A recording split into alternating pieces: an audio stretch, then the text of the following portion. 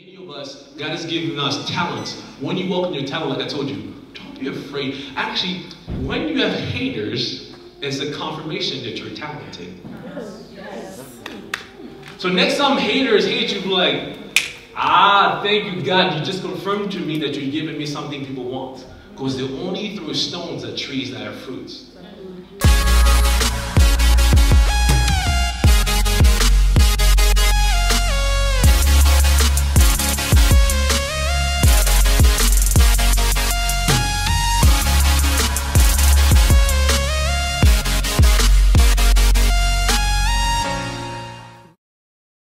So maybe if you ain't got no haters right now, you're not doing much. Maybe some of you guys, your life is too nice right now. Maybe you're not doing much. I'm just saying. So let's continue. Because when people or everybody, us, does one thing that's an average action, let's always live to the fullest of our potential. So today I want to talk about, as we continue, remember what we're talking about right now, we're talking about the pragmatic. For those who came late, because we have two different sessions. The first session I want to talk about is the pragmatic, the practical things that we can do to grow in our relationship with Christ so we can have exploits. How to live a life of unlimited exploits. That's a subtitle, right? Doing exploits with God is our first title. So the first thing that we talked about is the pragmatic. And in the pragmatic, I want to talk about living to the fullest of your potential. We're going to talk about what I call the 5T's of your potentials. The 5T's, like Thomas. The 5T's of your potential. The 5T's of your potential, right? So write it down because these are very, very important. Your potential is made up of T number 1, your talent. Your talent. T number 2 is made up of your time. Time. So talent, time. T number 3, your treasure. Treasure, treasure, treasure. Your treasure. T number 4, technology. Technology, technology. And the last T, your testimony. Your testimony. Those are the 5T's of your potential. And we're going to be talking about those. And thank you, Joanne. These are those type of notes I want to see. Oh, man. Praise God. Right, so the first T we talk about is your talent. What is your talent? Your talent is a combination of your natural given potential as a human being or as an individual. This is very important. Your human being abilities are built into your DNA. They are accumulated and they are shaped by your experiences, your circumstances, your environment, your history, your relationship, education, and your training. I'm going to say that sentence again. It's really important. I even wrote it down here. Your human being abilities, which is what we talk about as your talents, they are built in your DNA. They're in you. But they get accumulated and they get shaped by your experience, circumstances, environment, history, relationships, education, and training. It's really important. I want to break it down. So God has given some of you guys talent that are, there's the word that they use in scientific terms is the word intrinsic. Intrinsic. I-N-S-T-R-S-I-C.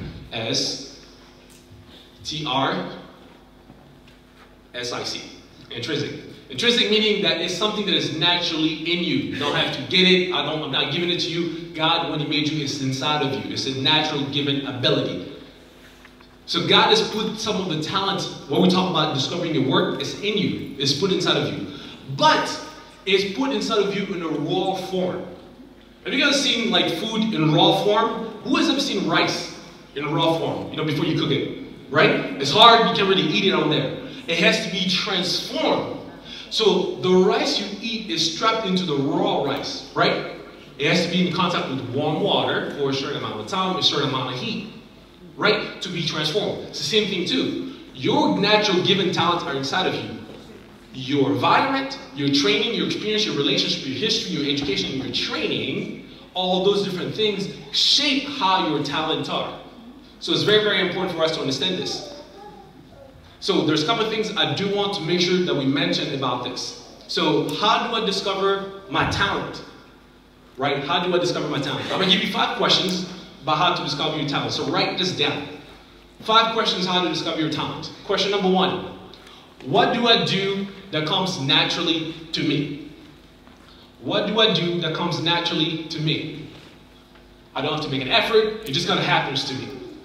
What do I do that comes naturally to me? Question number 1.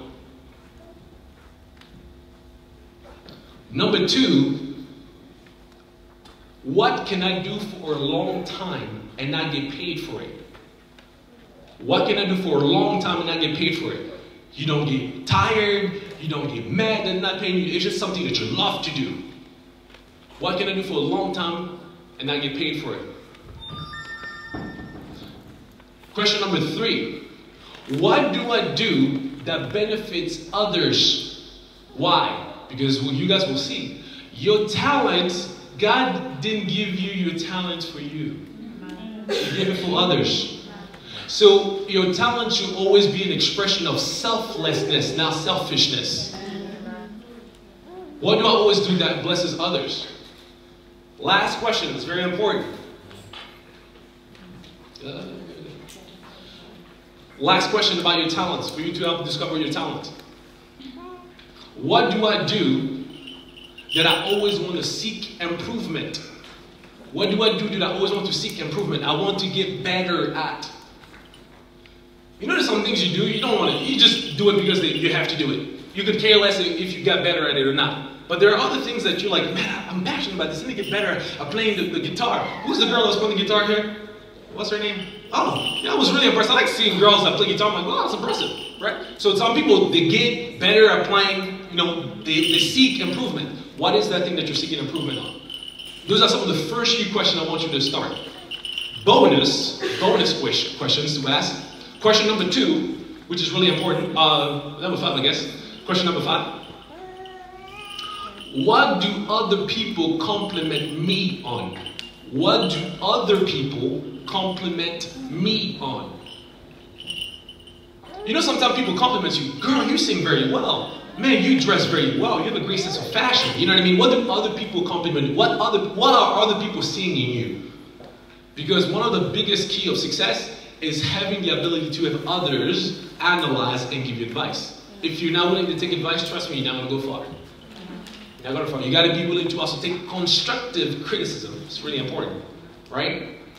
Last question. Last question. Is what I do against the gospel or the will of God? Because I can tell you right now, if what you're doing you think is your talent, but comes against the word of God or the will of God, it's not God's talent for you. You could be great as a prostitute. That's not God's talent for you. Facts. You could be great at stealing money. It's not God's will. It's not your talent. You'll be like, oh, I'm a talented robber. What? That's not God's talent for you. Really, really important. It cannot violate God's law. Facts. God cannot give you something that violates what He stands for. That makes no sense. Right? Very important. And then last statements. Oh, a couple of things I want to say as well. Your talents, so this is not questions. This is just a couple of statements, but I want you to know.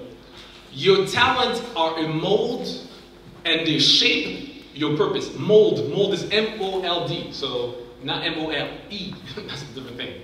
Your talent are a mold and shape your purpose.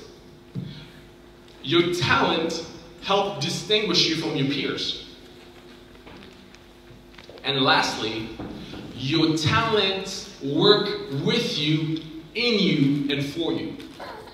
Your talents work with you, in you, and for you. Very important.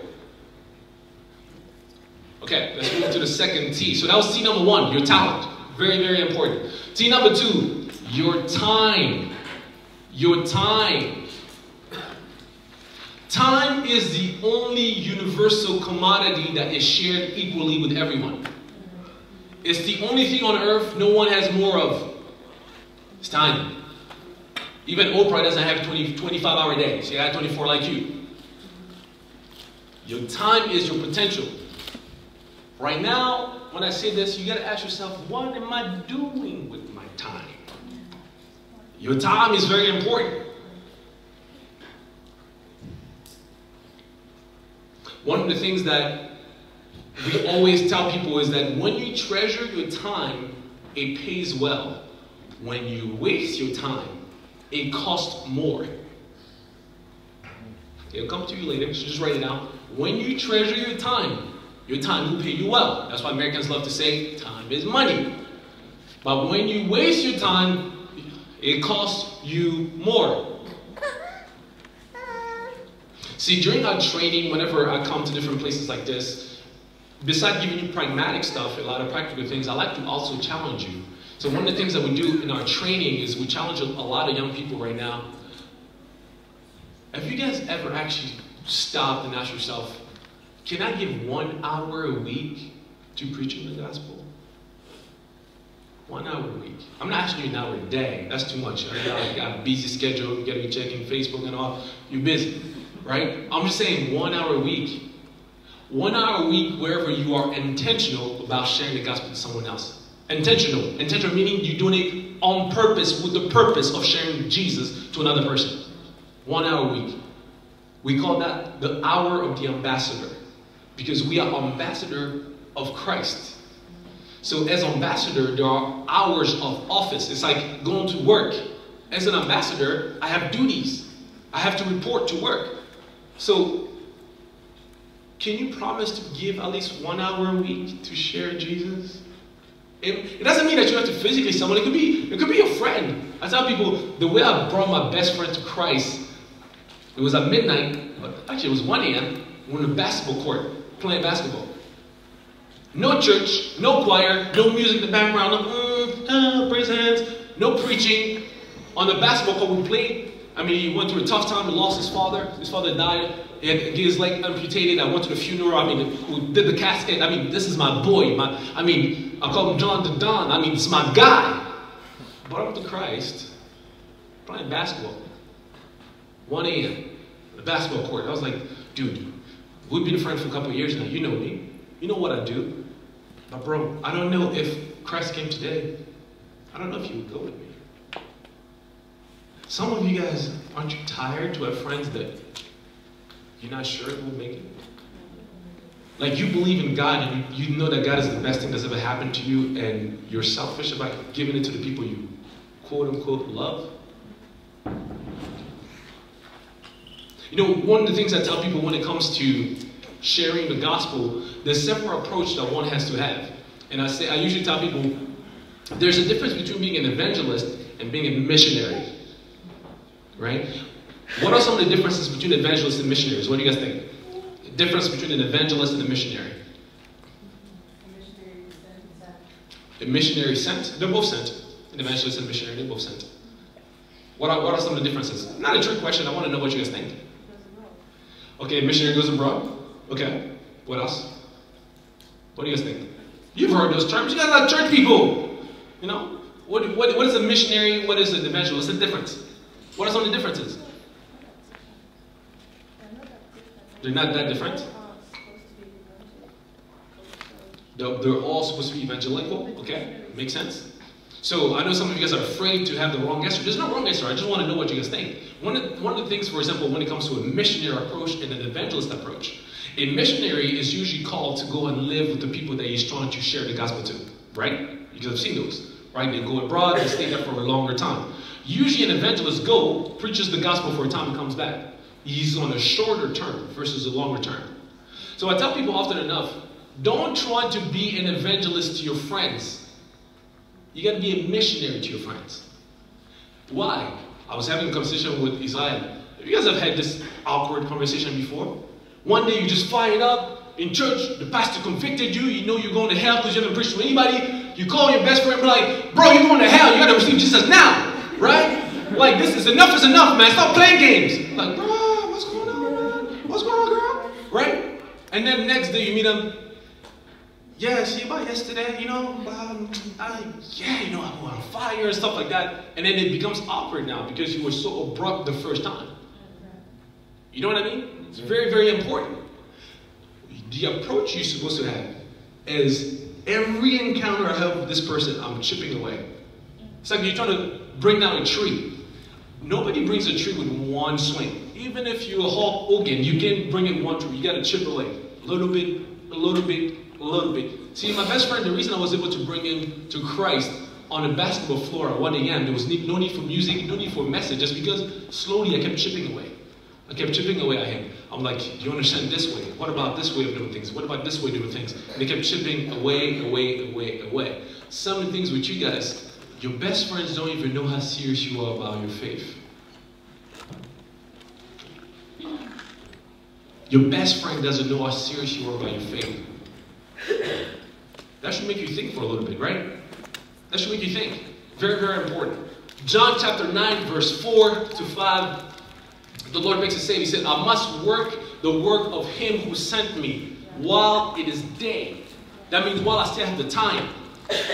In chapter 12, verse 35, also He makes it say, the night comes when no man can work. There's going to come a time where you won't have the ability to work. So redeem the time is really important. Really, really important.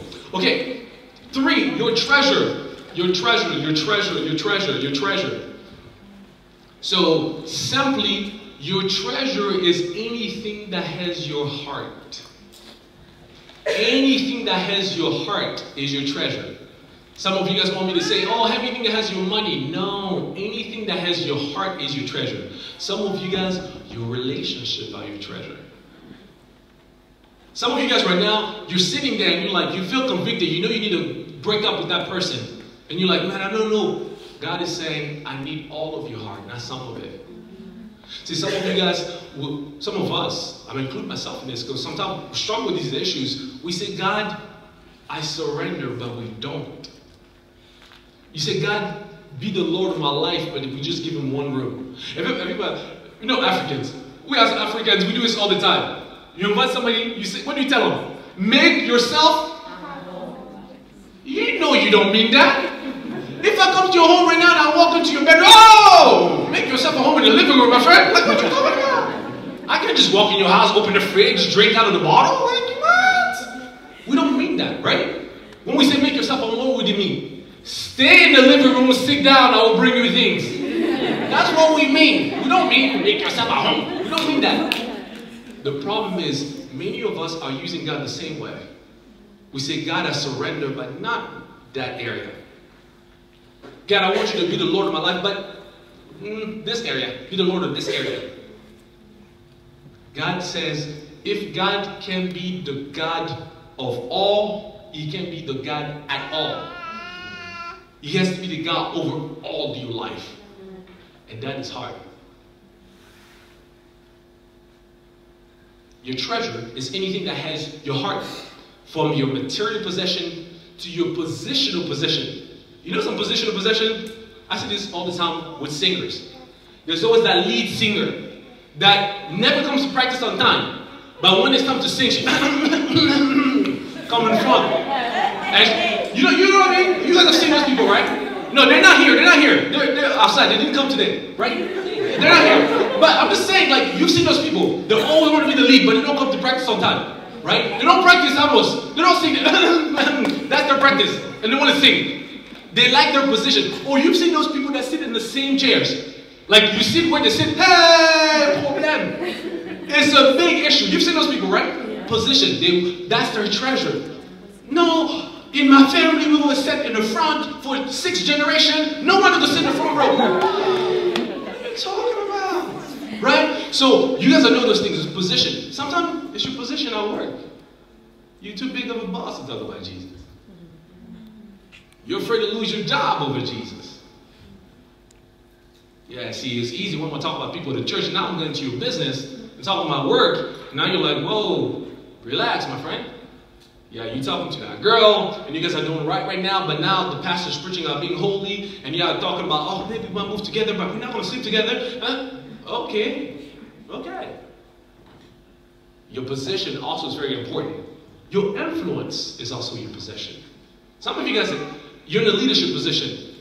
I'm the leader here, whatever I say goes. Now that you're being challenged again and saying, I need you to humble yourself, you're like, God, I don't like humbling myself. Your treasure. Very important.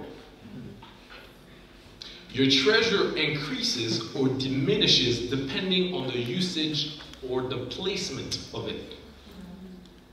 Your treasure increases or diminishes depending on the usage or the placement of it. So the things that you value as your treasure, the more you use it, it increases as its value as your treasure. The less you use it, it diminishes. Very, very important. Number four, we're going to talk about technology. This is my favorite one. When it comes to your potential, we live in the greatest time of the world. I was looking the other day that they're working on these things right now. It's really crazy. Amazon is working on this thing with, who's ever heard of Alexa? Amazon Alexa, you've heard of this, right? So Alexa, you can ask her a question. It's like a little home computer thing that you put. You can say, Alexa, play this music, she'll play. Or Alexa, record that I need to go on Tuesday and buy eggs at 7 p.m. So at 6:45 on Tuesday, she reminds, hey, Salem, you gotta go buy eggs. You know what I mean? That's Alexa. Alexa is what we call an AI, intelligent, artificial intelligence, AI. So it's really, really important. They're working on this thing with Alexa right now that I thought was really scary, because I was like, if they keep working on this, a lot of people will be out of a job. You guys have been to a McDonald's right now. I don't know about here, but I was in Paris and I saw this. There's a McDonald's in Paris where when you walk in, there's only one person that works there. One employee. All of McDonald's. All you do is you come on the computer, you say, okay, I want a double cheeseburger with fries, give me some pickles, I want this. You press the computer, boom, and you go sit down. And then, well, obviously, you gotta pay. You know what I mean? Not free, you gotta pay. You pay. You come in, you sit down. And then somebody comes with a plate, serves you, and then goes back. Like, you don't even see them. It's just a random person that comes. I was like, oh, that's interesting. And then another person ordered, and I saw it was the same person that came and served everybody. So if McDonald's that pays poorly is trying to cut their workers, you think your job is safe. What they're working out with Alexa, because I do some stuff in real estate. A lot of real estate agents, you guys know real estate, right? People sell homes and things like that. You know there's agent that comes and shows you the home, they're trying to sell you, oh, this home is good, buy this home, and those are agents. This thing with Alexa now, what you can do is you would take your phone, you download the real estate app, all you do is you go into a neighborhood, you're driving, you have the camera on, you pass like this, and it tells you all the details about the home. How big the home is, how many people live there, how much money it's going to cost. I'm like, who needs a real estate agent now? Another thing that they're working with Alexa, this is going to shock many of you guys when it comes to schools. Mainly now, they're working on these VR glasses that you can have at your home. There's going to be students that are going to be in class with cameras where they're going to have the cameras on. You won't have to go to class. That student is going to be you in there. You can just watch the professor like you were there with VR glasses on.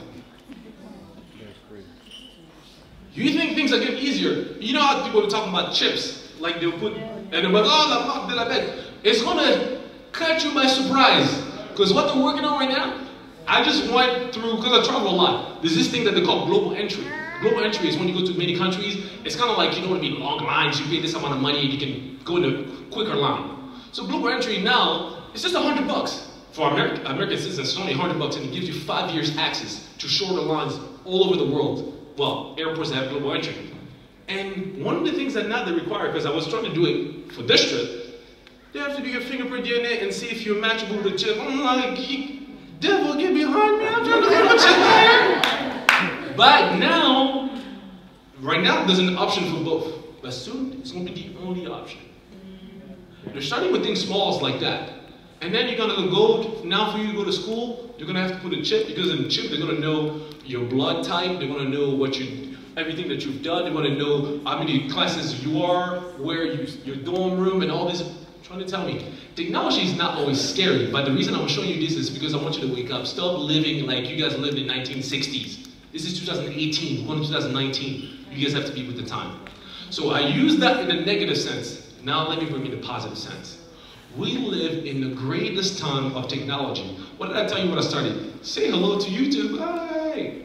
Why? Because this video is going to be on YouTube. Somebody's going to watch this on there. And somebody who wasn't here physically can be able to be uplifted and touched by the video that is being shown all over the world.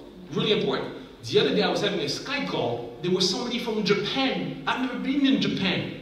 And I'm able to reach in Japan. I got invited to go and speak in London.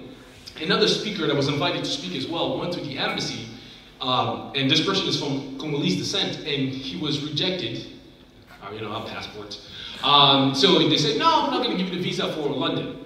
And he was, you know, down. He's young too. I'm like, what you down about? I'm like, this is not 1970. I'm like, you still going to be there through Skype? So what you mad about? Technology has broken down the walls that used to be. Many of you guys have the ability to reach way more people outside your circles, but you're too distracted taking cute pictures. Or you could be reaching some of your friends through your social media. I guarantee you there's somebody here who has more followers on social media than all our churches combined. Yeah, now we're getting uncomfortable. There's somebody here in this room right now. I know the facts are true. There's somebody here in this room right now that's probably more followers on social media, Instagram, Facebook, than all the churches represented here put together. Yeah, but you've been posting cute pictures. You can't just come with the Bible first out of nowhere, you know? Like, whoa, what's going on? Technology. See, Paul used the greatest technology of his time, which was what? The horse. See, people don't understand. If Paul was living today, if Jesus was here, man, Jesus would be on a plane all the time. Jesus would be everywhere. Jesus would have Facebook, Zoom. Jesus would be on WhatsApp. Jesus would be everywhere. You know those WhatsApp messages you get all the time? Jesus would be blasting you all the time, man. Because Jesus will use all the technology all the time. Why aren't we? Why aren't we? Do you only forward cute, funny messages? I'm not asking you to send this to 40 people and then you'll be blessed in 5 minutes. not those messages, right? Not those messages. But I'm saying we have to learn how to use technology. Right now, the power of technology is we have microphones. If there wasn't this microphone, I would have to scream to you guys. So the technology makes it easier for us.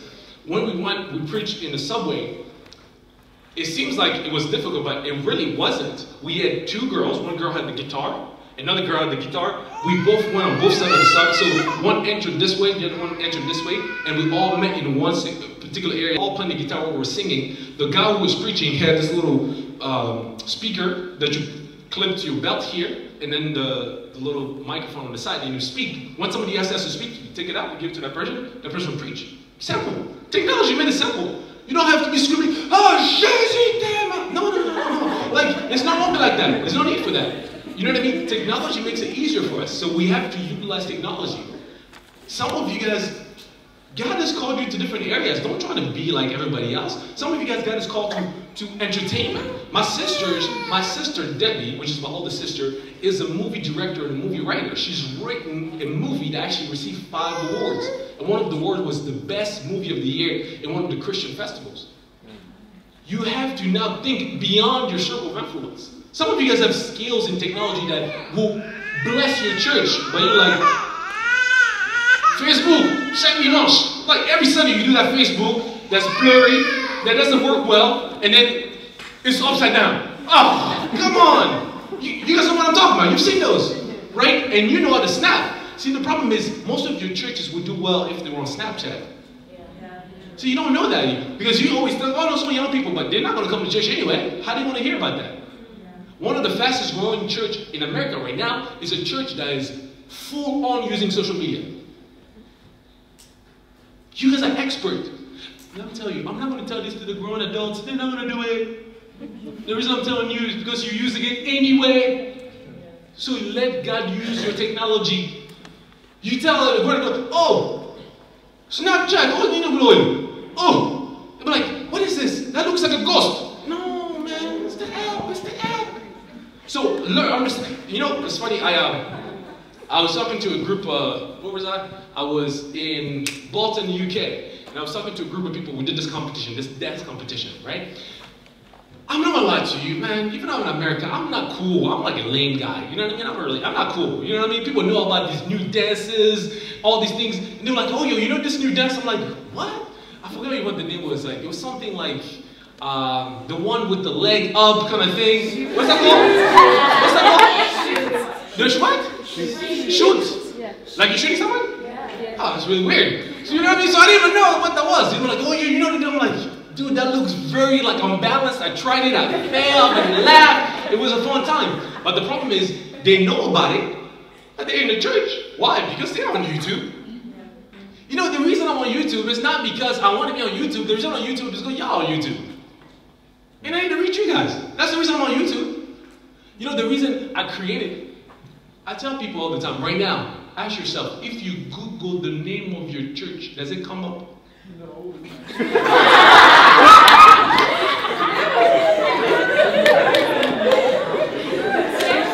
Right. Think about it. It's pretty simple. I ask you if you Google the name of your church, does it come up? Yeah. It doesn't come up. So you guys know the problem. You know when you give an address. I love the leaflet. I love the leaflet because the address was so long. Come to. I'm like, Jesus, how can people remember this address? But the problem is, if you say Google our church, guess what? Google Map has directions. So you guys laugh, but the problem is Google Map has directions. And you know how to register is free. It's free to register your church. It actually costs no money. But no, you just on Snapchat, snapping. And then we want a revival. Hi, people want to find this place. You meet somebody over there in central Dublin. And you want to come to my church. Where's your church? I'll WhatsApp you the message. The address. Man, morning, Sunday morning, he looks at your address. Bro, I'm not going over there. I don't even know where that is. Come on. A lot of things are basic, guys. All I'm saying is basic. It's free to register your church on Google and have Google Maps have an address. It's pretty simple. Does your church have a website? Or your website is your Facebook page? Yeah. Oh, send everyone to your Facebook page. What was the last picture you posted? 2016. But no, we want to win Ireland for Christ. Come on. That's what I'm saying. All I came here is just some of you guys, I want some of you guys to leave a little bit mad. Like, we have to change. For us to grow, we have to change. Like some practical things. Technology, that's what I'm saying. Technology will change the way you do what you do. You know, there is, if you Google this guy, his name is, I forget the guy, but he sung with Donnie McClarkin.